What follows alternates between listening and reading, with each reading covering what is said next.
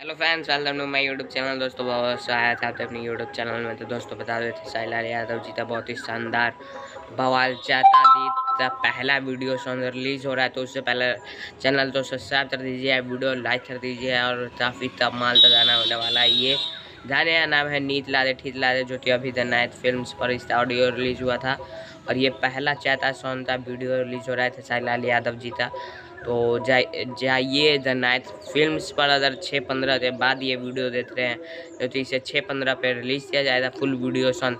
खेसारी लाल यादव, अंतरा सिंह प्रेमजा जी ने गाया है और दीपक दिलचस्प जी ने म्यूजिक दिया है। और बता दूं कि प्रकाश बारूद ने लिखा है। प्रकाश बारूद बहुत ही अच्छे राइटर है और 10 राइटरों में से एक है वो।